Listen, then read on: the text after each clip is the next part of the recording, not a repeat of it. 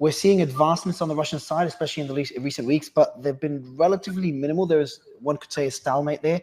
Both sides are losing a lot of men, a lot of equipment. All nonsense, Mario. Stop wasting my time.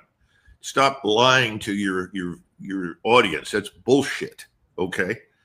The Russian losses have dropped to single digits. Think about that. 60, 90 days ago, they were double digits.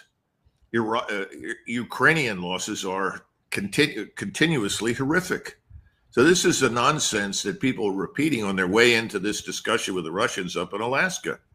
You have no chance of coming to any sort of reasonable outcome when you have distortions on the strategic level of the kind that you've just outlined. That's absolutely false, completely wrong. Now, you're free to believe it, but I'm not going to sit here and listen to that nonsense because it's just not true. Now, you want to know what's going to happen? If Donald Trump walks into this meeting with the distorted view that you have just outlined, nothing happens. Absolutely nothing happens.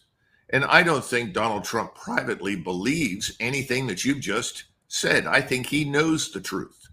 He's repeating this narrative spun up in London, New York City, and Washington because he thinks he has to, because he's got donors, because he's got globalist European governments in London and Paris and Berlin who keep repeating this nonsense. And he feels he has to maintain that fiction. But when he sits down at the table, the truth is very, very stark. Ukraine is falling apart.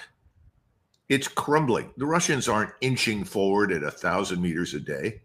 They're finishing off what is left of the Ukrainian army. We have always focused on territory. The focus of the Russians has never been territory. It has been the annihilation of the Ukrainian military threat and the government in Kiev. Well, the Ukrainian military threat is just about gone.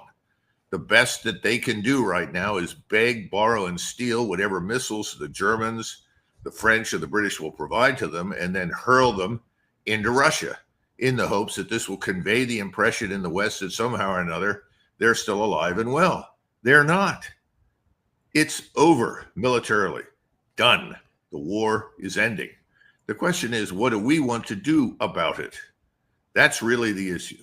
Now, I'm sorry to interrupt you about this, but I deal with this all the time. And Mario, I'm just sick of the lies.